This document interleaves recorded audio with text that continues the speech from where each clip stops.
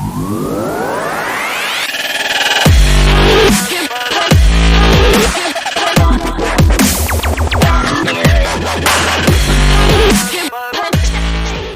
എല്ലാവർക്കും നമസ്കാരം. നമ്മുടെ ഇന്നത്തെ ഈ വീഡിയോയിലേക്ക് നിങ്ങൾക്ക് എല്ലാവർക്കും സ്വാഗതം. ഇന്ന് നമ്മൾ ഡിസ്കസ് ചെയ്യാൻ പോകുന്ന ടോപ്പിക് എന്ന് വെച്ച് കഴിഞ്ഞാൽ ഓസിലേറ്റേഴ്സിനെ കുറിച്ചാണ്. നമ്മൾ ഇതിനു മുന്നേ ഓസിലേറ്റേഴ്സിനെ കണ്ടിട്ടുണ്ട്, പക്ഷെ അത് ഓസിലേറ്റർ ആണെന്ന് ഒരുപക്ഷെ തിരിച്ചറിഞ്ഞിട്ടുണ്ടാവില്ലായിരിക്കും. നമ്മളത് കണ്ടത് പോസിറ്റീവ് ഫീഡ്ബാക്കും നെഗറ്റീവ് ഫീഡ്ബാക്കും പഠിച്ചപ്പോഴാണ്. പക്ഷെ അന്നേരം നമ്മളുടെ ഫോക്കസ് നെഗറ്റീവ് ഫീഡ്ബാക്കിലായിരുന്നു. ഇന്ന് നമ്മൾ പോസിറ്റീവ് ഫീഡ്ബാക്കിലാണ് ഫോക്കസ് കൊടുക്കാൻ പോകുന്നത്. അതിലാണ് നമ്മളുടെ ഈ പറയുന്ന ഓസിലേറ്റേഴ്സ് എല്ലാം വരുന്നത്. അപ്പോൾ നമുക്ക് ഓസിലേറ്റേഴ്സും ഓസിലേഷൻസും ഒക്കെ ഒരുപാട് നമുക്ക് ആവശ്യമുള്ള ഒരു കാര്യമാണ് നമ്മുടെ ഇലക്ട്രോണിക്സിലും നമ്മുടെ ദൈനംദിന ജീവിതത്തിൽ. അപ്പോൾ എങ്ങനെയാണ് ഇതിനെ കുറിച്ച് നമുക്ക് കൂടുതൽ കാര്യങ്ങൾ പഠിക്കാൻ പറ്റുക എന്നുള്ളതാണ് ഇന്നത്തെ ഈ വീഡിയോയിൽ നമ്മൾ കാണാൻ പോകുന്നത്. അപ്പോൾ നിങ്ങൾക്ക് ഈ ഒരു പേജ് കാണാമായിരിക്കും. അപ്പോൾ ഇതിൻ്റെ അകത്ത് നമ്മൾ ഒരുപാട് നമ്മൾ ആപ്ലിക്കേഷൻസ് നമ്മുടെ ഓസിലേറ്റേഴ്സിനൊക്കെ ഉണ്ട്. അപ്പോൾ ഒരു ഉദാഹരണമൊക്കെ പറഞ്ഞു കഴിഞ്ഞാൽ നമ്മളുടെ ഈ ഊഞ്ഞാലാടുന്നതും എല്ലാം ഒരു ഓസിലേഷൻ ആണ് അല്ലേ. നമ്മൾ ഊഞ്ഞാലാടുന്നുണ്ട്, ഗിറ്റാർ വായിക്കാറുണ്ട്, പിന്നെ അതുപോലെ തന്നെ നമ്മൾക്ക് വണ്ടിക്ക് ഷോക്ക് അബ്സോർബേഴ്സ് ഉണ്ട്. അപ്പോൾ ഷോക്ക് അബ്സോർബേഴ്സിലൊക്കെ ഒരു കോയിലൊക്കെ ഉണ്ട്. അപ്പോൾ അതെല്ലാം ഓസിലേറ്ററി ബിഹേവിയർ കാണിക്കുന്ന സംഭവമാണ്. അപ്പോൾ എന്താണ് ഈ ഓസിലേറ്ററി ബിഹേവിയർ എന്ന് പറഞ്ഞാൽ? ഓസിലേറ്ററി ബിഹേവിയർ എന്ന് പറഞ്ഞാൽ ഇത്രയേ ഉള്ളൂ. നമ്മൾ ഒരു ഒരു ഒരു ഒരു ആക്ടിവിറ്റി റിപ്പീറ്റഡ് ആയിട്ട് അതേപോലെ തന്നെ ചെയ്തുകൊണ്ടിരിക്കുന്നതിനാണ് ഓസിലേഷൻ എന്ന് പറയുന്നത്. ഇപ്പൊ ഈ ഒരു ഊഞ്ഞാലിന്റെ കാര്യത്തിൽ തന്നെ നമ്മൾ നോക്കി കഴിഞ്ഞാൽ അതിങ്ങനെ ആടുന്നു, പോകുന്നു, തിരിച്ചു വരുന്നു, വീണ്ടും ആടുന്നു, പോകുന്നു, തിരിച്ചു വരുന്നു, അല്ലെ. അപ്പൊ അതൊരു പീരിയോഡിക്കലി റിപ്പീറ്റിംഗ് ആയിട്ടുള്ള ഒരു പാറ്റേൺ ആണ് ആ സാധനത്തിനുള്ളത്. അപ്പൊ അതേപോലെയാണ് നമ്മുടെ ഈ സ്പ്രിങ്ങിന്റെ കാര്യത്തിലല്ല, അല്ലെ. ഷോക്ക് അബ്സോർബറിലെല്ലാം നമ്മള് കുഴിയിൽ വീണ് കഴിഞ്ഞാൽ അങ്ങനെ കുഴിയിലങ്ങ് ഇടിച്ചിരിക്കലല്ലോ, നമ്മളിങ്ങനെ ഒന്നിങ്ങനെ ഒന്ന് ബൗൺസ് ചെയ്യും, അല്ലെ. അപ്പൊ എന്നിട്ട് ആ ഒരു പഴയ പൊസിഷനിൽ വന്ന് നിൽക്കുകയും ചെയ്യും. അപ്പൊ അങ്ങനെ ഒരു ഓസിലേറ്ററി ബിഹേവിയർ അതിനകത്ത് കാണിക്കുന്നുണ്ട്. അപ്പൊ അതേപോലെ തന്നെ നമുക്ക് ഈ പറയുന്ന ഗിറ്റാറിന്റെ സ്ട്രിങ് ആയാലും നമുക്ക് ഓസിലേറ്ററി ബിഹേവിയർ നമുക്ക് കാണിച്ചു തരുന്നുണ്ട്. അപ്പൊ അങ്ങനെ പല ആപ്ലിക്കേഷൻസ് ഉണ്ട് നമ്മുടെ ഓസിലേഷൻസിന്. അപ്പൊ ബേസിക്കലി ഓസിലേഷൻ എന്ന് പറഞ്ഞാൽ ഇത്രയേ ഉള്ളൂ. നമുക്ക് എന്താണ് ഒരു ആംപ്ലിറ്റ്യൂഡ് ടൈം അനുസരിച്ചിട്ട് ആംപ്ലിറ്റ്യൂഡ് കൂടുകയും കുറയുകയും ചെയ്യും. അത് റിപ്പീറ്റ് ചെയ്തുകൊണ്ടിരിക്കും. അപ്പൊ അതാണ് പീരിയോഡിക് ആയിട്ടുള്ള ഓസിലേഷൻസ് എന്ന് പറയുന്ന സംഭവം.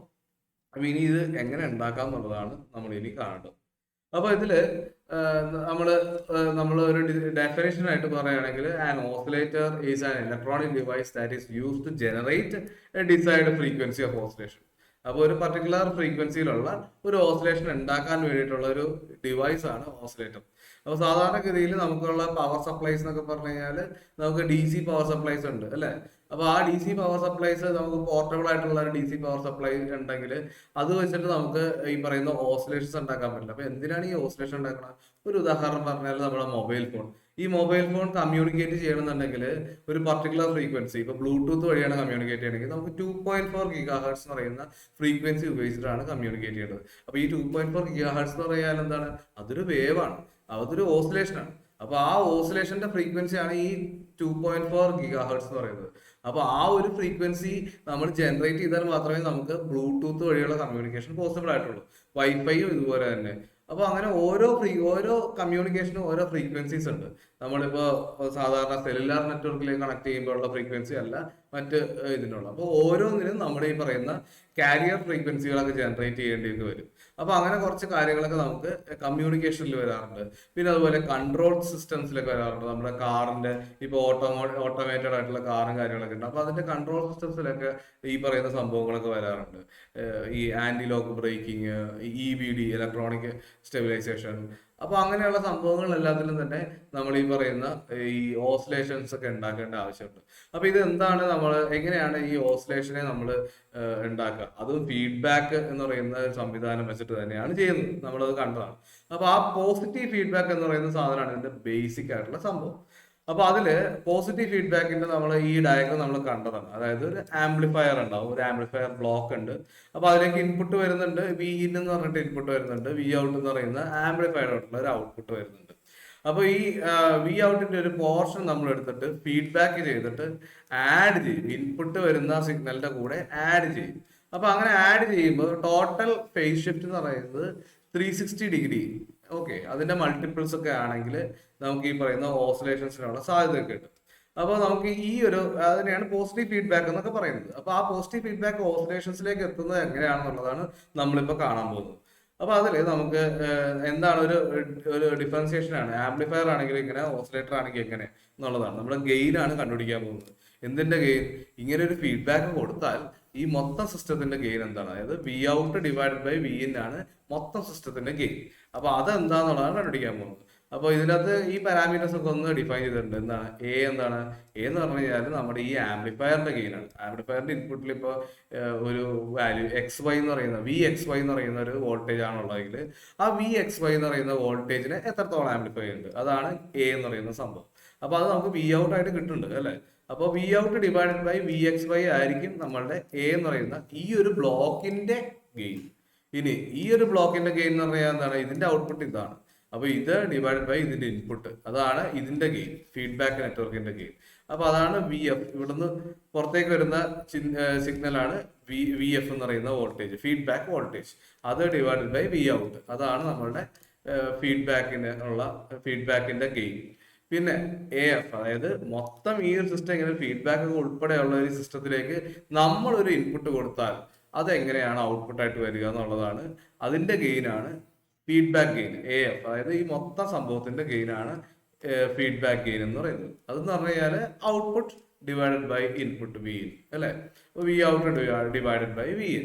നമ്മൾ എന്ത് ചെയ്തെന്ന് വെച്ചാൽ ഈ ഒരു ഇക്വേഷനെ പൊക്കി എടുത്തിട്ടുണ്ട്, നമ്മൾ അത് അവിടെ വെച്ചിട്ടുണ്ട്. V out divide by V in രണ്ട് കേസിലും, ആംപ്ലിഫയറിന്റെ കേസിലും ഉണ്ട്, ഓസിലേറ്റേഴ്സിന്റെ കേസിലും ഉണ്ട്. ഓക്കെ. പക്ഷേ ആംപ്ലിഫയറിന്റെ കേസിലാണെങ്കിൽ നമ്മുടെ വി എക്സ് വൈ, അതായത് ഈ ഒരു ബ്ലോക്കിന്റെ ഇൻപുട്ടിലേക്ക് വരുന്നത് V in minus V F ആയിരിക്കും. കാരണം എന്താണ്? നമുക്ക് ഫേസ് ഷിഫ്റ്റ് പറയുന്നത് 180 ഡിഗ്രിയാണ് നമ്മുടെ ആംപ്ലിഫയറിന്റെ കേസിൽ, നെഗറ്റീവ് ഫീഡ്ബാക്ക് അല്ലേ. അപ്പോൾ 180 ഡിഗ്രി ഔട്ട് ഓഫ് ഫേസ് ആയിരിക്കും ഈ ഇൻപുട്ട് സിഗ്നലും ഈ ഔട്ട്പുട്ട് സിഗ്നലും തമ്മിൽ. അപ്പൊ അതുകൊണ്ട് V in minus V F ആണ് നമ്മുടെ ഇവിടെ വരുന്ന സിഗ്നൽ, ഇവിടേക്ക് വരുന്ന സിഗ്നൽ എന്ന് പറഞ്ഞാൽ ഇവരുടെ രണ്ടുപേരുടെയും ഡിഫറൻസ് ആയിരിക്കും. പക്ഷേ ഓസിലേറ്ററിന്റെ കേസിലാണെങ്കിൽ അങ്ങനെയല്ല, ഈ രണ്ടുപേരും ഇൻ ഫേസ് ആണ്, 360 ഡിഗ്രിയുടെ മൾട്ടിപ്പിൾസിലാണ് ഇവിടെ വരുന്ന സിഗ്നലിന്റെ ഫേസ് വരുന്നത്. അപ്പൊ അതുകൊണ്ട് തന്നെ ഇവർ രണ്ടുപേരും ആഡ് ആയി വരും. V in plus V F എന്നായിരിക്കും ഈ വി എക്സ് വൈ എന്ന് പറയുന്ന ഇവിടേക്കുള്ള ഇൻപുട്ട് വരാൻ പോകുന്നത്. അപ്പൊ അതുകൊണ്ട് R V X Y in the case of oscillator will be V in plus V F. ഇത്രേ വ്യത്യാസമുള്ളൂ. ഇത് തമ്മിലുള്ള വ്യത്യാസം എന്ന് പറഞ്ഞാൽ ഈ ഒരൊറ്റ പ്ലസ് സൈൻ ഇവിടെ മൈനസ് ആണ് അല്ലെങ്കിൽ ഇവിടെ പ്ലസ് ആണെന്നുള്ളത് മാത്രമേ ഉള്ളൂ. പക്ഷേ നമുക്ക് അതുകൊണ്ടുള്ള വ്യത്യാസങ്ങളൊന്ന് കമ്പയർ ചെയ്ത് നോക്കാം. ഇവിടെ ഇങ്ങനെ ഫീഡ്ബാക്ക് ഗെയിനിൽ അത് വി എന്നുള്ളതിന് നമ്മൾ ഇത് സബ്സ്റ്റിറ്റ്യൂട്ട് ചെയ്തു, V X Y plus V F എന്നുള്ളത് കൊടുത്തു. ഇവിടെ ആണെങ്കിൽ V X Y minus V F എന്ന് വരും. ഏതാണ്ട് നമ്മൾ ഈ വി ഔട്ടിന് എടുത്തിട്ട് നമ്മൾ ഡിനോമിനേറ്ററിലും ന്യൂമറേറ്ററിലൊക്കെ ഡിവൈഡ് ചെയ്യും. ഡിവൈഡ് ചെയ്യുമ്പോഴത്തേക്ക് നമുക്ക് ഇങ്ങനെ കിട്ടും. എന്താണ് V X Y by V out എന്ന് പറയുന്നത്? ഇവിടെ കിടപ്പുണ്ട് V out by V X Y A ആണെന്നുള്ളത്. അപ്പോൾ 1/a ആണ് ഇത്. ആ 1/a ഇവിടെ ഇട്ടിട്ടുണ്ട്. V F by V out എന്താണ്? ബി ആണ്. അതും ഇവിടെ ഇട്ടിട്ടുണ്ട്. അപ്പോൾ ഇങ്ങനെ നമ്മൾ ഇട്ടിട്ടുണ്ട്. ഇതൊന്ന് അറേഞ്ച് ചെയ്താൽ നമുക്ക് A by 1 minus A B എന്ന് കിട്ടും. അപ്പൊ നേരത്തെ നമുക്ക് ആംപ്ലിഫയറിന്റെ കേസിൽ നെഗറ്റീവ് ഫീഡ്ബാക്ക് കൊണ്ടുള്ള ഗെയിൻ എന്ന് പറഞ്ഞാൽ A divided by 1 plus A B ആണെങ്കിൽ ഈ കേസിൽ A divided by 1 minus A B ആണ്. ഓക്കെ. അപ്പോൾ ഇതാണ് നമ്മുടെ ഒരു പോസിറ്റീവ് ഫീഡ്ബാക്കിന്റെ കേസിലുള്ള സംഭവം. പക്ഷെ ഇതിപ്പോഴും ഓസിലേറ്റർ ആയിട്ടില്ല. അപ്പൊ ഇതൊരു ഓസിലേറ്റർ ആവണം എന്നുണ്ടെങ്കിൽ എന്താണ് വേണ്ടത്? ഓസിലേറ്റർ ആവണമെങ്കിൽ ഇയാളൊരു ക്രൈറ്റീരിയ സാറ്റിസ്ഫൈ ചെയ്യണം. അതിന്റെ പേരാണ് ബാർഖൗസൻ ക്രൈറ്റീരിയ. എന്താണ് ബാർഖൗസൻ ക്രൈറ്റീരിയ? പറയാൻ ബുദ്ധിമുട്ടൊന്നും വേണ്ട, 2-3 തവണ പറയുമ്പോൾ ശരിയായിക്കോളും. ബാർഖൗസൻ ക്രൈറ്റീരിയ. അപ്പോൾ ബാർഖൗസൻ ക്രൈറ്റീരിയ എന്ന് പറഞ്ഞു കഴിഞ്ഞാൽ ഈ പറയുന്ന ഫീഡ്ബാക്കിന്റെ ഇക്വേഷൻ നമ്മൾ ഇവിടെ ഇങ്ങനെ ഇട്ടിട്ടുണ്ട്. എന്നിട്ട് നമ്മൾ പറയാണ് ഈ പറയുന്ന A into B, A times B, ഡിനോമിനേറ്ററിലുള്ള ആ എ ടൈംസ് ബി എന്ന് പറഞ്ഞ സാധനം അത് 1 ആയിരുന്നെങ്കിൽ എന്ത് സംഭവിച്ചേനെ എന്നുള്ളതാണ് നമ്മുടെ ചോദ്യം. അത് ഞാൻ അവിടെ 1 ഇട്ടിട്ടുണ്ട്. A into B, A B is equal to 1 ഇട്ടിട്ടുണ്ട്. അപ്പോൾ 1 minus 1 that is 0, which means 1/0 that is infinity. a/0 എന്ന് പറഞ്ഞാൽ that is infinity. അപ്പൊ നമുക്ക് എന്ത് കിട്ടും? ഫീഡ്ബാക്ക് ഗെയിൻ എന്ന് പറയുന്നത് ഇൻഫിനിറ്റി ആണെന്ന് കിട്ടും. അപ്പൊ ഇതിന്റെ അർത്ഥം എന്താണ്? അതായത് നമുക്ക് ഈ പറയുന്ന ഇൻപുട്ട് സിഗ്നൽ കൊടുത്തില്ലെങ്കിലും, എന്താണ് ഇൻപുട്ട് സിഗ്നൽ കൊടുത്തില്ലെങ്കിലും നമുക്ക് എന്തുണ്ടാവും? ഒരു ഔട്ട്പുട്ട് ഉണ്ടാവും. സിഗ്നൽ ഒന്നും കൊടുത്തില്ലെങ്കിലും നമുക്ക് ഔട്ട്പുട്ട് ഉണ്ടാവും. കാരണം എന്താണ്? എന്തെങ്കിലും ഒരു നോയ്സ് ഡിസ്റ്റർബൻസ് ഈ ഇൻപുട്ടിൽ ഫീഡ്ബാക്കിൽ വന്നാൽ പോലും അത് ഇവൻ ആംപ്ലിഫൈ ചെയ്യും. കാരണം ഇറ്റ്സ് ഗെയിൻ ഈസ് ഇൻഫിനിറ്റി. വലിയൊരു ഗെയിനാണ്, ഇൻഫൈനൈറ്റ് ഗെയിൻ. ഇൻഫിനിറ്റി ഇൻറ്റു എന്ത് ചെറിയ നമ്പർ കൊടുത്താലും അപ്പോൾ നമുക്ക് എന്ത് കിട്ടും? വലിയൊരു നമ്പറായിട്ട് നമുക്ക് കിട്ടും. അപ്പോൾ അതുകൊണ്ട് തന്നെ നമുക്ക് എന്ത് വരും? നമുക്ക് ഔട്ട്പുട്ടിലൊരു വലിയ വാല്യൂ നമുക്ക് കിട്ടും. അപ്പോൾ അതുകൊണ്ട് നമുക്ക് ഇൻപുട്ട് നമുക്ക് ഒഴിവാക്കാം, ഇൻപുട്ടിന്റെ ആവശ്യമില്ല എന്നാണ് പറയുന്നത്. അപ്പോൾ അതാണ് നമ്മളുടെ ബാർക്കോസൻ ക്രൈറ്റീരിയന്റെ ഒരു ഒരു പ്രത്യേകത. അപ്പോൾ അതിൻ്റെ അകത്ത് നമ്മൾ എന്ത് പറയുന്നു, നമ്മുടെ A B is equal to 1 ആണല്ലോ. അപ്പൊ അതുകൊണ്ട് B is equal to 1/a ആകുമ്പോഴാണ് ഇത് സംഭവിക്കുന്നത് എന്നുള്ളത് നമ്മൾ ഇതിൽ കണ്ടുപിടിക്കുന്നു. അപ്പൊ അങ്ങനെയാണെങ്കിൽ നമുക്ക് രണ്ട് കാര്യങ്ങളാണ് നമുക്ക് ഇതിനകത്ത് ബാർക്കോസൻ ക്രൈറ്റീരിയ സാറ്റിസ്ഫൈ ചെയ്യാതെ വരേണ്ടത്. എന്താണ്? ലൂപ്പ് ഗെയിൻ അഥവാ എ ഇൻറ്റു ബി എന്ന് പറയുന്ന ആ നമ്പർ എന്ന് പറഞ്ഞാൽ അത് 1 ആയിരിക്കണം. പിന്നെന്താണ്? നമ്മളുടെ ഈ പറയുന്ന ഫീഡ്ബാക്ക് സിസ്റ്റത്തിന്റെ മൊത്തം phase shift around the loop phase shift എന്ന് പറയുന്നത് 2π ടൈംസ് n ആയിരിക്കണം. 2π ടൈംസ് n, 2π എന്ന് പറഞ്ഞാൽ 360. അപ്പൊ 2π ടൈംസ് n എന്ന് പറയുമ്പോഴേക്കും n equal to it can be 0 or it can be 1. അപ്പൊ 2π ഇൻറ്റു 0 എന്ന് പറഞ്ഞാൽ 0. അപ്പൊ 0 ഫേസ് ഷിഫ്റ്റ് ആയിരിക്കും. അല്ലെങ്കിൽ ഫേസ് ഷിഫ്റ്റ് ഈക്വൽ ടു 1 കൊടുത്തു കഴിഞ്ഞാൽ n ഈക്വൽ ടു 1 കൊടുത്താൽ 2π ആയിരിക്കും. പിന്നെ അല്ലെങ്കിൽ 2 കൊടുത്തു കഴിഞ്ഞാൽ 4π ആയിരിക്കും. അപ്പോൾ it is a multiple of 2π. അങ്ങനെ നമുക്ക് ഫേസ് ഷിഫ്റ്റ് വരണം. അപ്പൊ ഈ രണ്ട് കണ്ടീഷൻസ് സാറ്റിസ്ഫൈ ചെയ്താൽ ഇയാൾ ഓസിലേഷൻസ് അങ്ങ് ഉണ്ടാക്കാൻ പറഞ്ഞു. ആര്? ഈ പറയുന്ന പോസിറ്റീവ് ഫീഡ്ബാക്ക് സിസ്റ്റം എന്ന് പറയുന്നത് ഓസിലേറ്റ് ചെയ്യാൻ തുടങ്ങും, ഓസിലേറ്ററി ബിഹേവിയർ കാണിക്കും. അപ്പൊ അതാണ് നമ്മളുടെ Barkhausen criteria for sustained oscillations. Sustained oscillations എന്നാണ് പറയാം. അപ്പൊ ഇത് ക്രിയേറ്റ് ചെയ്യാനായിട്ട് നമുക്കുള്ള ഒരു പ്രോട്ടോകോൾ എന്ന് പറയുന്നത് ഇത്രയേ ഉള്ളൂ. അതായത് നമുക്കൊരു ഊഞ്ഞാല് വേണം, അല്ലെ? ഓസിലേഷൻ ആണല്ലോ ഉണ്ടാക്കാൻ പോകുന്നത്. അപ്പൊ നമുക്കൊരു ഊഞ്ഞാല് വേണം. ഊഞ്ഞാൽ ഇങ്ങനെ ആടിക്കൊണ്ട്, ഊഞ്ഞാലിന്റെ കയറിന്റെ നീളമാണ് അത് എന്ത് ഫ്രീക്വൻസിയിൽ കിടന്ന് ആടണം, അതിന്റെ ടൈം കിട്ടും. പോയിട്ട് തിരിച്ചു വരാനായിട്ട് എടുക്കുന്ന നേരം എത്ര വേണം എന്നുള്ളത് തീരുമാനിക്കുന്നത് ഊഞ്ഞാലിന്റെ കയറിന്റെ നീളത്തിന് അതിനൊരു പങ്കുണ്ട്. നമ്മൾ ഈ സിമ്പിൾ ഹാർമോണിക് ഓസിലേഷൻ ഒക്കെ പഠിച്ചപ്പോൾ നമ്മൾ പഠിച്ചിട്ടുണ്ടാവും. ഈ പറയുന്ന മറ്റേ സിമ്പിൾ പെൻഡുലം ആടുമ്പോഴത്തേക്ക് അതിന്റെ ലെങ്ത് ഓഫ് ദ ത്രെഡ് എന്നൊക്കെ പറഞ്ഞിട്ട് പഠിച്ചിട്ടുണ്ടാവും. അപ്പൊ അതേപോലെ തന്നെ ഊഞ്ഞാലിന്റെ നീളം ഒരു ഫാക്ടറാണ്. നീളം കൂടുമ്പോഴത്തേക്ക് ഊഞ്ഞാൽ ആടി വരാനായിട്ട് കുറച്ച് സമയം എടുക്കും. അപ്പോൾ അങ്ങനെ നമുക്കൊരു സംഭവമുണ്ട്. അപ്പോൾ അങ്ങനെ നമുക്കൊരു ഊഞ്ഞാല് വേണം. പിന്നെ രണ്ടാമത്തെ കേസ് എന്താണ്? ഊഞ്ഞാല് ആട്ടി വിട്ട് കഴിഞ്ഞാൽ അങ്ങനെ ആടിക്കൊണ്ടിരിക്കൂല, അല്ലെ? അതിങ്ങനെ എയർ ഡ്രാഗ് കാരണം, പിന്നെ അതുപോലെ ഫ്രിക്ഷൻ കാരണമൊക്കെ ആയിട്ട് ഇങ്ങനെ മരത്തിലൊക്കെ കൊമ്പിൽ കിടന്ന് വരഞ്ഞിട്ടുള്ള ഫ്രിക്ഷൻ കാരണം അല്ലാതെ പയ്യെ പയ്യെ പയ്യെ ആ ഓസിലേഷൻ ഡൈ ഔട്ട് ചെയ്ത് 0 ആയി മാറും. അതിനെയാണ് വിളിക്കുന്നത് ഡാംഡ് ഓസിലേഷൻ എന്ന് പറയുന്നത്. ഓക്കെ. അപ്പൊ ഓസിലേഷൻ ഒക്കെ ഉണ്ട്, പക്ഷെ അത് ഇങ്ങനെ ഡൈ ഔട്ട് ചെയ്ത് ഇങ്ങനെ ഊഞ്ഞാൽ അവസാനം വന്ന് നിൽക്കും. അപ്പൊ അങ്ങനെ വരുന്ന ഓസിലേഷനെയാണ് ഡാംഡ് ഓസിലേഷൻ എന്ന് പറയുന്നത്. അപ്പൊ നമുക്ക് ഇങ്ങനെ ഡാംബായി പോയി കഴിഞ്ഞാൽ എന്ത് പറ്റും? ഊഞ്ഞാല് ആടൂല. അപ്പൊ ആൾക്ക് ഒരു വിഷമം ഉണ്ടാവും. അപ്പൊ അത് ഇല്ലാതിരിക്കാൻ വേണ്ടി നമ്മൾ എന്ത് ചെയ്യും? നമ്മൾ കൂടെ വേറൊരാളെ കൂടി പുറകെ തള്ളി കൊടുക്കാൻ വേണ്ടി നിർത്തും. അപ്പൊ അങ്ങനെ ഒരു പുറകെ നിന്ന് ഇങ്ങനെ ഇടക്കിടക്ക് ഇങ്ങനെ തള്ളി കൊടുക്കും, ഒരു പുഷ് കൊടുക്കുമ്പോഴത്തേക്കും ഈ ഊഞ്ഞാല് കിടന്ന് ആടി തുടങ്ങും. ഓക്കെ. അപ്പൊ ആ ഊഞ്ഞാല് ഇങ്ങനെ പുഷ് ചെയ്യാൻ വേണ്ടി ഇരിക്കുന്ന ഒരാളാണ് നമ്മുടെ ആംപ്ലിഫയർ. അപ്പൊ അയാൾ പുഷ് ചെയ്യുമ്പോൾ ഒരു കാര്യം കൂടെ ശ്രദ്ധിക്കണം. എന്താണ്? ഊഞ്ഞാല് ഇങ്ങോട്ട് വരുമ്പോഴല്ല പുഷ് ചെയ്യേണ്ടത്. ഊഞ്ഞാല് ഇങ്ങോട്ട് വന്നിട്ട് അങ്ങോട്ട് പോകാൻ ഓങ്ങി നിൽക്കുമ്പോഴായിരിക്കണം നമ്മൾ പുഷ് ചെയ്യേണ്ടത്. അല്ലാതെ ഇങ്ങോട്ട് വരുമ്പോൾ പുഷ് ചെയ്താൽ ഊഞ്ഞാല് നിന്നു പോകും, അല്ലെ? നമുക്ക് എല്ലാവർക്കും അറിയാവുന്ന ഒരു കാര്യമാണ്. അപ്പൊ അതുകൊണ്ട് നമ്മൾ ഊഞ്ഞാല് ആടി ഇങ്ങോട്ട് വരുമ്പോഴത്തേക്കും ഊഞ്ഞാലിന്റെ ഡയറക്ഷനും ഊഞ്ഞാല് പോകാൻ പോകുന്ന ഡയറക്ഷനും നമ്മൾ പുഷ് ചെയ്യാൻ പോകുന്ന ഡയറക്ഷനും സെയിം ആയിട്ട് വരണം. സെയിം ആയിട്ട് വന്നാൽ മാത്രമേ ഊഞ്ഞാല് കൂടുതൽ ആംപ്ലിറ്റ്യൂഡിൽ ഈ പറയുന്ന പോലെ ഓസിലേറ്റ് ചെയ്യുള്ളൂ. ഓക്കെ. അപ്പൊ അങ്ങനെ നമ്മൾ ഇൻ ഫേസ് ആയിട്ട് നമ്മൾ എനർജി അതിലേക്ക് പമ്പ് ചെയ്യണം. അപ്പൊ എനർജി ഡിസിപ്പേറ്റ് ചെയ്ത് പോകുന്ന ഒരു സിസ്റ്റമാണ് നമ്മളുടെ ഈ ഊഞ്ഞാല്. പക്ഷെ അതിലേക്ക് നമ്മൾ ഒരാളെ വെച്ചിട്ട് എനർജി വീണ്ടും വീണ്ടും പമ്പ് ചെയ്തുകൊണ്ടിരിക്കുകയാണ്. അതുകൊണ്ട് നമുക്ക് സസ്റ്റെയിൻഡ് ഓസിലേഷൻസ് നമുക്ക് നിലനിർത്താൻ സാധിക്കുന്നു. അപ്പൊ അങ്ങനെ അൺഡാംഡ് സസ്റ്റെയിൻഡ് ഓസിലേഷൻസ് ഉണ്ടാക്കാൻ വേണ്ടിയിട്ട് നമ്മൾ ഇലക്ട്രോണിക് സർക്യൂട്ടുകൾ ചെയ്യുന്നതെന്ന് വെച്ച് കഴിഞ്ഞാൽ ഒരു ആംപ്ലിഫയർ അങ്ങ് വെക്കും. എന്നിട്ട് ആ ആംപ്ലിഫയർ എന്ത് ചെയ്യും? ആംപ്ലിഫയർ ഈ പറയുന്ന ആ ഒരു ഊഞ്ഞാല്, അതായത് നമ്മളുടെ ടാങ്ക് സർക്യൂട്ട് എന്ന് പറയുന്ന ഊഞ്ഞാലിന്റെ അകത്തുനിന്ന് ആ ഒരു എനർജി, ആ ഒരു സിഗ്നലിനെ ഒന്ന് സാമ്പിൾ ചെയ്തെടുത്തിട്ട് ആ സിഗ്നലിനെ ആംപ്ലിഫൈ ചെയ്ത് തിരിച്ച് കറക്റ്റ് ഈ പറയുന്ന ബാർക്കോസൻ ക്രൈറ്റീരിയ ഒക്കെ സാറ്റിസ്ഫൈ, രണ്ട് കണ്ടീഷൻസ് സാറ്റിസ്ഫൈ ചെയ്തിട്ട് ഉള്ള രീതിയിൽ ഇതിലേക്ക് തിരിച്ച് ഈ ടാങ്ക് സർക്യൂട്ടിലേക്ക് എനർജി ഇൻജെക്ട് ചെയ്യും. ഓക്കെ. അപ്പൊ അങ്ങനെ ചെയ്യുന്ന മുറയ്ക്ക് നമുക്ക് എന്ത് കിട്ടും?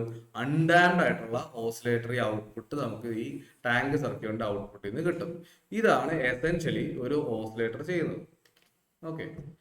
അപ്പോൾ നമുക്ക് ജസ്റ്റ് ഒന്ന് സമ്മറൈസ് ചെയ്തേക്കാം. എന്താണ് ഓസിലേറ്റേഴ്സിന്റെ അത് ചെയ്യുന്നത്? സാധാരണഗതിയിൽ നമുക്ക് ആംപ്ലിഫയർ ഉണ്ട്. ആംപ്ലിഫയറിന്റെ കേസിൽ എന്താണ്, ഒരു ഇൻപുട്ട് സിഗ്നൽ വരുന്നു, അതിനെ വലിയൊരു ഔട്ട്പുട്ട് സിഗ്നലാക്കി മാറ്റുന്നു. പക്ഷെ അതിനുള്ള എനർജി അവിടെ നിന്ന് കിട്ടി, ഇവിടെ നിന്നുള്ള DC പവറിൽ നിന്ന് എടുത്തിട്ടാണ് ആ എനർജി പുറത്തേക്ക് വരുന്ന സിഗ്നലിലേക്ക് പമ്പ് ചെയ്ത് കയറ്റുന്നത്. അങ്ങനെയാണ് ഈ സിഗ്നൽ ഹൈ വോൾട്ടേജ് അല്ലെങ്കിൽ ആംപ്ലിഫൈഡ് ആയിട്ടുള്ള ഒരു സിഗ്നലായിട്ട് മാറുന്നത്.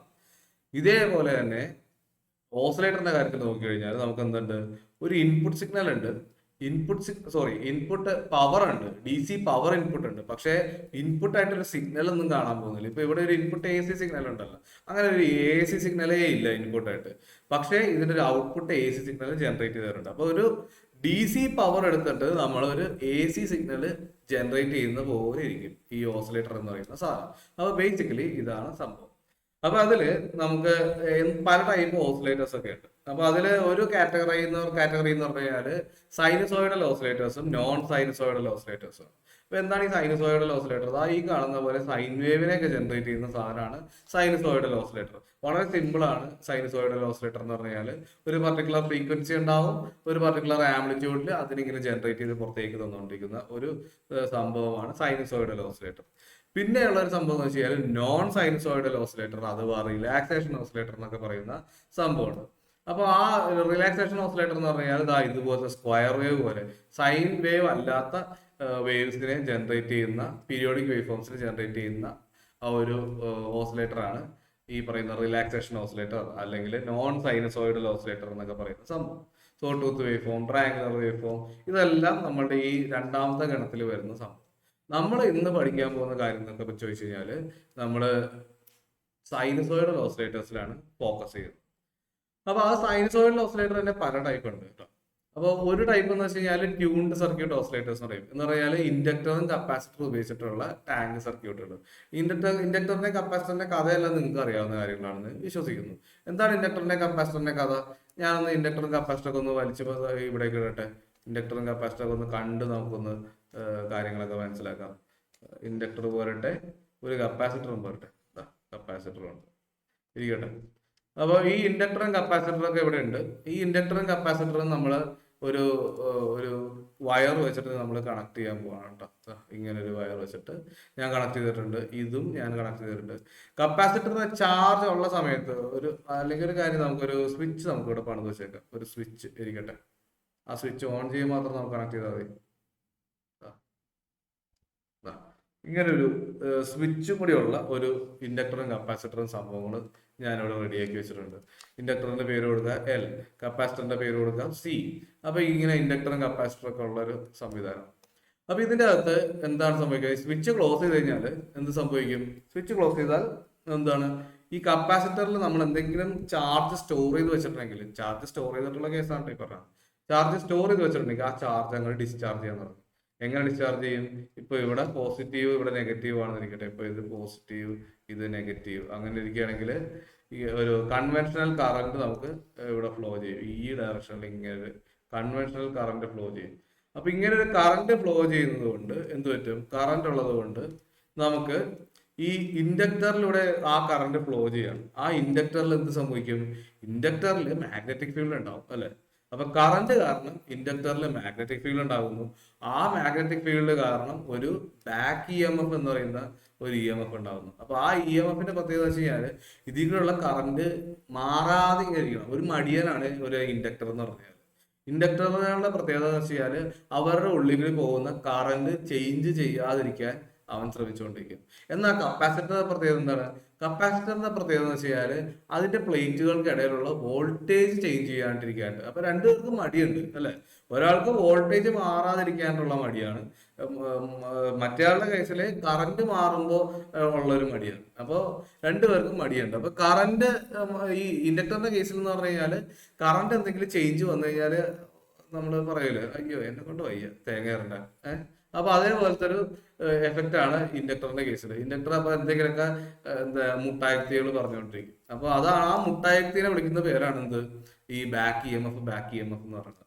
അപ്പൊ എന്തെങ്കിലും ഈ കറണ്ട്, ഇപ്പൊ ഈ കപ്പാസിറ്ററിലെ ചാർജ് അതുപോലെ നിൽക്കണം അല്ല, അതിങ്ങനെ ഡിസിപ്പേറ്റ് ചെയ്ത് കുറഞ്ഞു വരും. അപ്പൊ ചേഞ്ചിങ് ആയിട്ടുള്ള ഒരു കറണ്ടാണ് ഇവിടെ ഉണ്ടാവുന്നത്. അപ്പൊ അതുകൊണ്ട് തന്നെ ഇതിങ്ങനെ കപ്പാസിറ്റർ ചാർജ് ചെയ്ത് ഡിസ്ചാർജ് ചെയ്ത് വരുമ്പോഴത്തേക്കും ഇൻഡക്ടറിലേക്കുള്ള കറണ്ട് കൂടുന്നു. ഒരു പർട്ടിക്കുലർ പോയിന്റ് എത്തുമ്പോഴത്തേക്ക് ഇത് ഡിസിപ്പേറ്റ് ചെയ്ത് കറണ്ട് കുറയുമ്പോഴത്തേക്ക് ഇവൻ ബാക്ക് ചെയ്യുമ്പോൾ പഠിക്കും. അങ്ങനെ എന്ത് പറ്റും, ഇത് ഈ ഏത് ഡയറക്ഷനിലാണോ കറണ്ട് എടുക്കാൻ ശ്രമിച്ചോന്ന് വെച്ചാൽ അതേ ഡയറക്ഷനിലേക്ക് ഈ ഇൻഡക്ടർ പുഷ് ചെയ്തുകൊണ്ടിരിക്കും. അങ്ങനെ പുഷ് ചെയ്ത് ഈ കപ്പാസിറ്റർ തിരിച്ച് ചാർജ് ആവും. തിരിച്ച് ചാർജ് ആവാന്ന് പറഞ്ഞാൽ ഏതാണ്ട് ഇത് പോസിറ്റീവും മറ്റേത് നെഗറ്റീവും ആയി മാറും. അപ്പൊ ഇത് പോസിറ്റീവും ഇത് നെഗറ്റീവും ആയിട്ട് മാറും. അപ്പൊ അങ്ങനെ അങ്ങോട്ടും ഇങ്ങോട്ടും ഒരു ഓസിലേറ്ററി ബിഹേവിയർ ഇവൻ കാണിക്കാൻ തുടങ്ങും. അപ്പൊ ഇതാണ് നമ്മളുടെ ടാങ്ക് സർക്യൂട്ട് എന്ന് പറയുന്ന സംഭവം. അപ്പൊ ഇങ്ങനെ ടാങ്ക് സർക്യൂട്ട് എന്ന് പറയുന്ന സാധനം ഉപയോഗിച്ചിട്ടുള്ള ഈ എല്ലും സിയും ഇൻഡക്ടർ കപ്പാസിറ്റർ ടാങ്ക് സർക്യൂട്ട് ആണ് ഉപയോഗിക്കണമെങ്കിൽ നമുക്ക് അത് വെച്ചിട്ട് ഹൈ ഫ്രീക്വൻസി സിഗ്നൽസിനെയൊക്കെ ജനറേറ്റ് ചെയ്യാൻ പറ്റും. അപ്പൊ അതാണ് ട്യൂൺഡ് സർക്യൂട്ട് ഓസിലേറ്റർ എന്ന് പറയുന്ന സംഭവം. രണ്ടാമത്തെ കേസിൽ RC ഓസിലേറ്റർ എന്ന് പറയുന്ന സാധനമാണ്. അതെന്ന് പറഞ്ഞാൽ റെസിസ്റ്റൻസും കപ്പാസിറ്റൻസും മാത്രം ഉപയോഗിച്ചിട്ടുള്ള ഓസിലേറ്റേഴ്സ് ആണ്. വളരെ ലോ ഫ്രീക്വൻസിയിലുള്ള സാധനങ്ങളായിരിക്കും ആ ഓസിലേറ്റേഴ്സ്. ഓരോന്നും ഓരോ ടൈപ്പാണ്. അപ്പോൾ നല്ലത് ഏതാണെന്ന് വെച്ച് കഴിഞ്ഞാൽ അങ്ങനെയല്ല, നമ്മുടെ ആപ്ലിക്കേഷൻ അനുസരിച്ചിട്ടാണ് നമ്മൾ എന്ത് ടൈപ്പ് ഓസിലേറ്റർ ഉപയോഗിക്കണമെന്ന് നമ്മൾ തീരുമാനിക്കുന്നത്.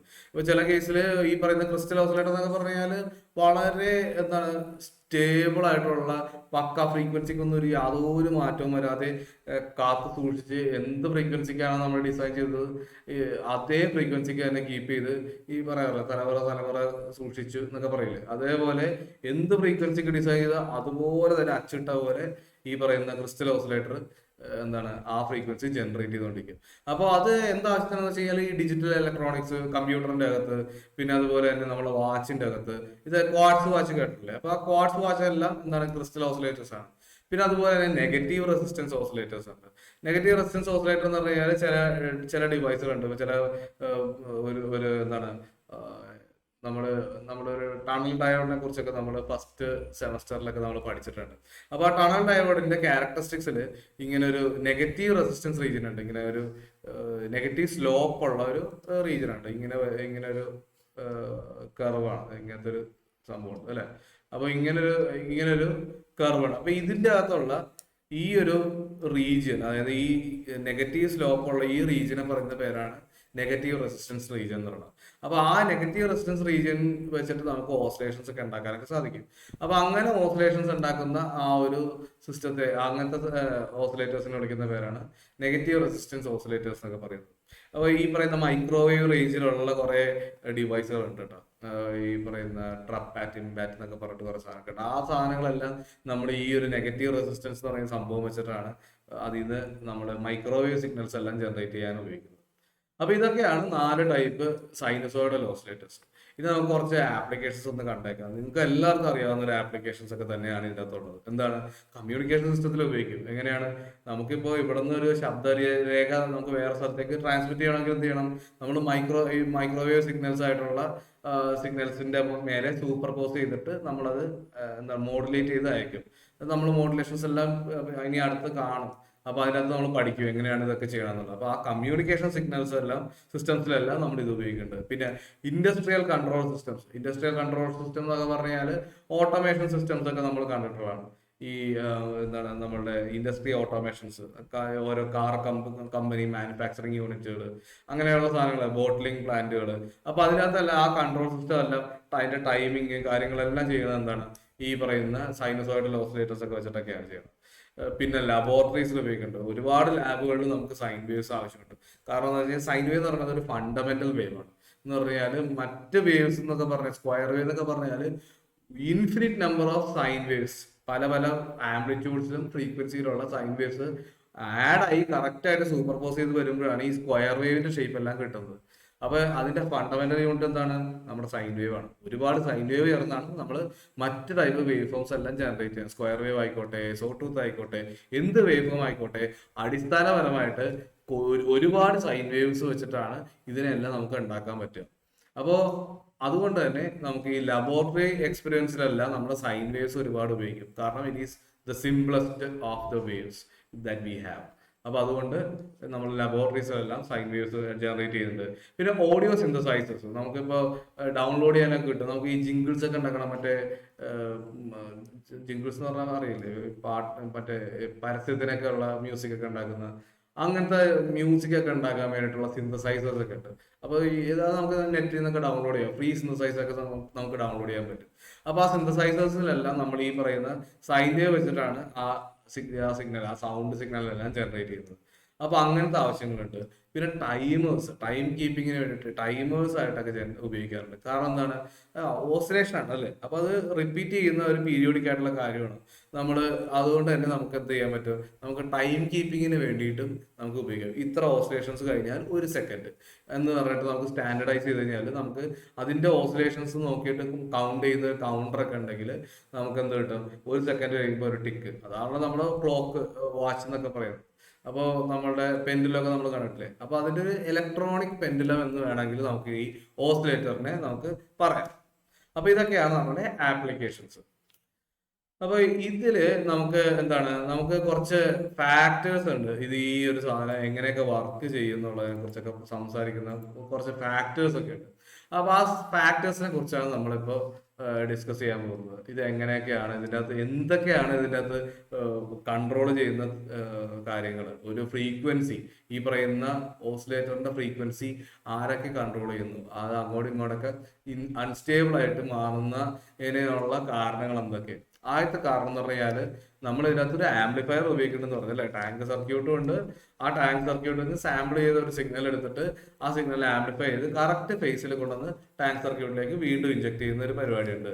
അപ്പൊ ആ ആംപ്ലിഫയറിന് എന്തുണ്ട്, അതിനൊരു ഈ പറയുന്ന പോലെ ഒരു ലോഡ് ലൈനും ഓപ്പറേറ്റിംഗ് പോയിന്റും ഒക്കെ നമ്മൾ പഠിച്ചാണ്. അപ്പൊ ആ ഓപ്പറേറ്റിംഗ് പോയിന്റിൽ എന്തെങ്കിലും വ്യത്യാസമൊക്കെ വന്നു കഴിഞ്ഞാൽ, ഓപ്പറേറ്റിംഗ് പോയിന്റ് ഈ മൂലക്കാണ് നടക്കുന്നത് അല്ലെങ്കിൽ ഇങ്ങേ മൂലക്കാണ് നടക്കുന്നത്, അങ്ങനെയൊക്കെ വന്നു കഴിഞ്ഞാൽ നോൺ ലീനിയർ ആയിട്ടുള്ള ബിഹേവിയർ കാണിക്കും, ഫ്രീക്വൻസി തന്നെ മാറിപ്പോകും. അപ്പൊ അങ്ങനെയുള്ള പ്രശ്നങ്ങൾ ഈ പറയുന്ന എന്താണ് ഓപ്പറേറ്റിംഗ് പോയിന്റിന്റെ പൊസിഷനിലുള്ള പ്രോബ്ലംസ് കൊണ്ട് വരും. പിന്നെ രണ്ടാമത്തെ കാര്യം എന്ന് പറഞ്ഞാൽ ഇന്റർ എലമെന്റ് കപ്പാസിറ്റർ എന്ന് പറഞ്ഞ കപ്പാസിറ്റൻസ് എന്ന് പറഞ്ഞ സംഭവം. ഈ പടത്തിൽ കാണുന്ന പോലെ നമ്മൾ കയ്യെ കൊണ്ടുവന്നു കഴിഞ്ഞാൽ ചിലപ്പോൾ ചില സർക്യൂട്ടിലൊക്കെ ചില ഡിസ്റ്റർബൻസ് ഒക്കെ വരും. നമ്മൾ എക്സ്പീരിയൻസ് ഒക്കെ ചെയ്യുന്ന സമയത്ത് നോക്കി കഴിഞ്ഞാൽ കാണാൻ പറ്റും. നമ്മൾ ആ സർക്യൂട്ടിന്റെ ഏതെങ്കിലും കമ്പോണന്റിലൊക്കെ തൊട്ട് കഴിഞ്ഞാൽ നമ്മുടെ സിഗ്നൽ നമ്മൾ ഒരു സിഗ്നൽ ഈ പറയുന്ന വ്യൂവറിൽ അല്ലെങ്കിൽ CROയിനകത്ത് കാഥോഡ് റേ ഓസിലോസ്കോപ്പ് അല്ലെങ്കിൽ ഡിജിറ്റൽ സ്റ്റോറേജ് ഓസിലോസ്കോപ്പിൽ നോക്കി കഴിഞ്ഞാൽ ആ സിഗ്നൽ മാറുന്നതായിട്ട് കാണാൻ പറ്റും. നമ്മുടെ കൈ വരുമ്പോഴത്തേക്കും അല്ലെങ്കിൽ നമ്മുടെ മൊബൈൽ ഫോണിൽ എന്തെങ്കിലും ഒരു കോഡ് വരുമ്പോഴത്തേക്കും, അപ്പോൾ എന്തെങ്കിലും ഒരു ഡിസ്റ്റർബൻസ്, ഇന്റർ എലമെന്റ് കപ്പാസിറ്റൻസ്, അപ്പോൾ ഇങ്ങനത്തെ സ്ട്രേ കപ്പാസിറ്റൻസുകൾ വരും. ഇപ്പൊ 2 വയർ ഇങ്ങനെ ചുമ്മാ അടുപ്പിച്ച് വെച്ച് കഴിഞ്ഞാൽ എന്താണ്, it is 2 metallic conductors separated by a distance and that is a capacitor അല്ലേ. അപ്പൊ അങ്ങനെ കപ്പാസിറ്റർ എന്ന് പറയുന്ന സംഭവം നമുക്ക് പ്രകൃതിയിൽ എല്ലായിടത്തും കാണാൻ പറ്റും. നമ്മൾ കപ്പാസിറ്റർ ആണെന്ന് വിചാരിച്ചുണ്ടാക്കണമായിരിക്കില്ല, പക്ഷെ ആ ട്രാക്കുകൾ അടുത്ത് കിടക്കുന്നതുകൊണ്ട് 2 ട്രാക്കുകൾ തമ്മിലൊരു കപ്പാസിറ്റൻസ് ഉണ്ടാകാം. അപ്പൊ അതിനെയൊക്കെയാണ് എന്ത് ഈ പറയുന്ന സ്ട്രേ കപ്പാസിറ്റൻസുകൾ എന്ന് വിളിക്കുന്നത്. അതേപോലെ തന്നെ നമ്മളുടെ ഈ ബൈപോളാർ ജംഗ്ഷൻ ട്രാൻസിസ്റ്റർ നമ്മൾ കണ്ടിട്ടുള്ള അല്ലെ. BJTയുടെ അകത്ത് കളക്ടർ ബേസ് ജംഗ്ഷൻ ഉണ്ട്, അതുപോലെ എമിറ്റർ ബേസ് ജംഗ്ഷൻ ഉണ്ട്. Collector base junction reverse biased ആണ്. അപ്പൊ അങ്ങനെ ആ ജംഗ്ഷൻസിലെല്ലാം കപ്പാസിറ്റൻസ് എഫക്റ്റുകൾ കാണാൻ പറ്റും. അപ്പൊ അങ്ങനത്തെ കപ്പാസിറ്റൻസ് എഫക്റ്റുകളെല്ലാം നമുക്ക് ഓരോ പണികൾ തന്നുകൊണ്ടിരിക്കും. നമ്മുടെ ഈ ഫ്രീക്വൻസി ഒക്കെ മാറ്റാനൊക്കെ ഈ കപ്പാസിറ്റൻസ് എല്ലാം കാരണമായിട്ട് വരും. പിന്നെ അതുപോലെ പവർ സപ്ലൈയിലുള്ള ഫ്ലക്ച്വേഷൻസ്. പവർ സപ്ലൈ എന്ന് പറയുന്ന സാധനം എന്ന് പറഞ്ഞാൽ അത് പക്ക ഒരു പർട്ടിക്കുലർ പവർ റേറ്റിംഗിൽ ഔട്ട്പുട്ട് തരുന്ന സാധനം ആവണമെന്നില്ല. എന്തെങ്കിലുമൊക്കെ ഫ്ലക്ച്വേഷൻസ് ഒക്കെ വന്നു കഴിഞ്ഞാൽ ഈ പറയുന്ന ഫ്രീക്വൻസി ഒന്ന് മാറിപ്പോകാനൊക്കെ സാധ്യതയുണ്ട്. പിന്നത്തെ കാര്യം എന്ന് വെച്ചാൽ ടെമ്പറേച്ചർ വേരിയേഷൻ. ചില കേസുകളിൽ ചൂട് കൂടുമ്പോൾ എന്ത് പറ്റും, നമുക്ക് അറിയാവുന്ന കാര്യമാണ് അല്ലെ. ഈ പറയുന്ന റെസിസ്റ്റൻസ് എന്ന് പറയുന്ന സാധനം ചൂട് കൂടുമ്പോൾ റെസിസ്റ്റൻസ് കൂടിക്കൊണ്ടിരിക്കും അല്ലെ. അപ്പൊ ചില സർക്യൂട്ടിൽ ഒരു പക്ഷേ ഒരു റെസിസ്റ്റൻസിൽ കറണ്ട് ഒഴുകണമെന്നിരിക്കട്ടെ, ആ റെസിസ്റ്റൻസിൽ ചൂടുണ്ടായി. ആ ചൂട് കാരണം എന്ത് പറ്റും, ആ റെസിസ്റ്റൻസിന്റെ വാല്യൂ കൂടാൻ തുടങ്ങും. ആ റെസിസ്റ്റൻസിന്റെ വാല്യൂ കൂടുമ്പോൾ അതിൽ കൂടെയുള്ള കറണ്ട് കുറയും. അപ്പൊ അങ്ങനെയുള്ള എഫക്റ്റുകളൊക്കെ നമുക്ക് ഇതിൻ്റെ അകത്ത് കാണാൻ പറ്റും. അപ്പോൾ ഇതേപോലത്തെ എഫക്റ്റുകളൊക്കെ നമുക്ക് ഇതിൻ്റെ അകത്തും നമുക്ക് വിസിബിൾ ആയിരിക്കും. ടെമ്പറേച്ചർ വേരിയേഷൻസ് കൊണ്ടുള്ള ഈ റെസിസ്റ്റൻസ് വാല്യൂസ് മാറുക, കപ്പാസിറ്റൻസ് വാല്യൂസ് മാറുക, ഇൻഡക്റ്റൻസ് വാല്യൂസ് മാറുക. അപ്പൊ ഇങ്ങനെയൊക്കെയുള്ള പ്രോബ്ലംസ് നമുക്ക് എൻകൗണ്ടർ ചെയ്യേണ്ടി വരും. പിന്നെ എന്താണ് ഔട്ട്പുട്ട് ലോഡ്. ഇപ്പൊ നമ്മൾ എന്തെങ്കിലും ഒരു ഔട്ട്പുട്ട് ഒരു DC മോട്ടർ എന്തെങ്കിലുമൊക്കെ കണക്ട് ചെയ്തിട്ടുണ്ടെങ്കിൽ ആ ഓസിലേഷൻസിന്റെ ഔട്ട്പുട്ടിൽ എന്താണ് കൊടുത്തിട്ടുള്ളത്, ആ ലോഡ് ചിലപ്പോൾ ഒരു പക്ഷെ ഇൻഡക്റ്റീവ് ലോഡാക്കി. ഇപ്പൊ ഈ പറയുന്ന എന്താണ് നമ്മളുടെ മോട്ടറാണ് നമ്മൾ ഈ ഓസിലേറ്ററിന്റെ ഔട്ട്പുട്ടിലേക്ക് കണക്ട് ചെയ്യണമെന്നിരിക്കട്ടെ. നമ്മുടെ ഓസിലേറ്റർ ഔട്ട്പുട്ട് നമ്മളിവിടെ കണ്ടില്ലേ, ഈ ടാങ്ക് സർക്യൂട്ടിന്റെ ഔട്ട്പുട്ടിലേക്ക് നമ്മളൊരു മോട്ടർ കണക്ട് ചെയ്താൽ motor is an inductive load. അപ്പോൾ ആ ഇൻഡക്റ്റീവ് ലോഡിന്റെ ഇൻഡക്റ്റൻസ് നേരെ കയറി ഇതിൻ്റെ അകത്തേക്ക് വന്ന് പിടിക്കും. അപ്പോൾ ആ ഇൻഡക്റ്റൻസ് കൂടി നമുക്ക് ഇതിന് പാരലായിട്ട് വരും. അപ്പോൾ അതുകൊണ്ട് തന്നെ നമ്മളുടെ ഈ പറയുന്ന നമ്മുടെ ഫ്രീക്വൻസി എന്ന് പറയുന്ന സാധനം ആ ഒരു എഫക്റ്റീവ് ഇൻഡക്റ്റൻസിന്റെ കളി കൂടി അതിനകത്ത് കയറി വന്നിട്ട് നമുക്ക് ആ ഫ്രീക്വൻസി മാറിപ്പോകും. അപ്പൊ ഇങ്ങനത്തെ കുറെ പ്രശ്നങ്ങളൊക്കെ ഈ ഔട്ട്പുട്ട് ലോഡ് കൊണ്ട് തന്നെ ഉണ്ടാവും. പിന്നെന്താണ് മെക്കാനിക്കൽ വൈബ്രേഷൻസ്. മെക്കാനിക്കൽ വൈബ്രേഷൻ എന്ന് പറഞ്ഞു കഴിഞ്ഞാൽ ഇപ്പോൾ ഒരു മെക്കാനിക്കൽ ഇവന്റ് ഉണ്ടെന്നിരിക്കട്ടെ. ഇലക്ട്രോ മെക്കാനിക്കൽ എന്ന് പറഞ്ഞാൽ എന്താണ്? മെക്കാനിക്കൽ ആയിട്ടുള്ള ഒരു വൈബ്രേഷൻ കാരണം ഇലക്ട്രിക്കൽ ആയിട്ടുള്ള ഒരു എഫക്റ്റ് ഉണ്ടാകും. ഉദാഹരണത്തിന് നമ്മൾ കാർ ഓടിക്കുമ്പോൾ കുറെ വൈബ്രേഷൻ ഉണ്ടാവൂലേ, നമ്മൾ ആക്സലറേറ്റർ കൊടുക്കുമ്പോൾ വൈബ്രേഷൻസ് ഉണ്ടാവും. ഒരു പക്ഷേ കാറിന്റെ അകത്തുള്ള സർക്യൂട്ടിന്റെ അകത്ത് ഈ വൈബ്രേഷൻ കാരണം എന്തെങ്കിലും അതിന്റെ ആക്സലറോമീറ്റർ എന്നൊക്കെ പറഞ്ഞ സെൻസേഴ്സ് ഉണ്ട്. ആ സെൻസേഴ്സിന് എന്തെങ്കിലും കോട്ടം സംഭവിക്കും. കോട്ടം തന്നെയല്ല, എന്തെങ്കിലും മാറ്റം അതിന്റെ റീഡിങ്ങിലൊക്കെ മാറ്റാൻ വരാൻ സാധ്യതയില്ലേ? അപ്പൊ അങ്ങനെയൊക്കെയുള്ള സാധ്യതകളൊക്കെ ഉണ്ട്. അപ്പൊ അതേപോലെ തന്നെ ഇതിന്റെ അകത്ത് എന്തെങ്കിലും ഒരു കപ്പാസിറ്റൻസ് എന്തെങ്കിലും അങ്ങനെ വൈബ്രേഷൻസ് കാരണം കപ്പാസിറ്റൻസിന്റെ വാല്യൂ അങ്ങോട്ടും ഇങ്ങോട്ടൊക്കെ മാറുന്നു, അങ്ങനെയൊക്കെ ഉണ്ടെങ്കിൽ ഈ പറയുന്ന പോലെ എന്തുണ്ടാവും, ഒരു ഫ്രീക്വൻസി സ്റ്റെബിലിറ്റിയിൽ ഒരു ചേഞ്ച് ഉണ്ടാവും. ഫ്രീക്വൻസി സ്റ്റെബിലിറ്റി ഇല്ലാണ്ടാവാനുള്ള സാധ്യതയൊക്കെ ഉണ്ട്. നമ്മൾ ആക്സിലറേറ്റർ കൊടുക്കുമ്പോഴത്തേക്കും ഈ പറയുന്ന പോലെ വേറെ എന്തെങ്കിലും അൺവാണ്ടഡ് ആയിട്ടുള്ള കാര്യങ്ങൾ സംഭവിക്കുന്നു. അപ്പൊ അങ്ങനെയുള്ള കാര്യങ്ങളൊക്കെ അതിനകത്തും സാധ്യമാണ്.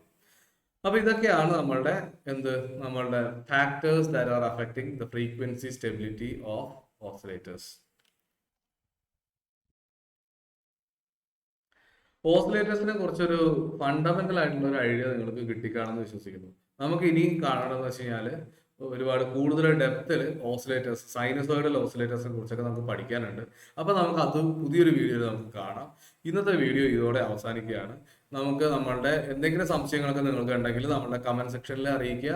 കാരണം നിങ്ങൾക്കറിയാലോ, ആരെങ്കിലൊക്കെ ഒരു കമന്റ് ഇട്ടിരുന്നെങ്കിൽ എന്ന് ആലോചിക്കുന്ന ഒരാളാണ്. ഈ സ്പാം കമന്റുകൾ വരുമ്പോൾ പോലും മനസ്സിൽ സന്തോഷം തോന്നുന്ന ഒരു വ്യക്തി, അത്രയും ദാരിദ്ര്യം നിറഞ്ഞ ഒരു യൂട്യൂബർ ആണ് ഞാനെന്ന സത്യം നിങ്ങളോട് ഞാൻ പറയട്ടെ. അപ്പോൾ അതുകൊണ്ട് നിങ്ങൾ എന്തെങ്കിലും സംശയങ്ങളൊക്കെ ഉണ്ടെങ്കിൽ അത് അതിലേക്ക് പോസ്റ്റ് ചെയ്യുക. ആ പോസ്റ്റ് ചെയ്യുന്ന കാര്യം ഞാൻ റെസ്പോണ്ട് ചെയ്യുന്നതായിരിക്കും. അപ്പോൾ നിങ്ങൾ കുറച്ചുകൂടെ അവെയർ ആയിട്ട് നിങ്ങൾ ഈ കാര്യങ്ങൾ കുറച്ചുകൂടെ എൻഗേജ്ഡ് ആയിട്ട് ഈ പറയുന്ന ടോപ്പിക്കുകൾ പഠിക്കുക. അപ്പോൾ എന്തെങ്കിലും സംശയം ഉണ്ടെങ്കിൽ നമ്മളുടെ ക്വസ്റ്റ്യൻ ബാങ്ക് നമ്മുടെ ഡിസ്ക്രിപ്ഷൻ ബോക്സിൻ്റെ അകത്തുണ്ട്. ആ ഡിസ്ക്രിപ്ഷൻ്റെ അകത്തുള്ള ക്വസ്റ്റ്യൻ ബാങ്ക് നോക്കിയിട്ട് നമുക്ക് ഈ എക്സാംസിന് വേണ്ടി പ്രിപ്പയർ ചെയ്യാം. അപ്പോൾ എല്ലാവർക്കും നല്ലൊരു ദിവസം നേരുന്നു. ബൈ.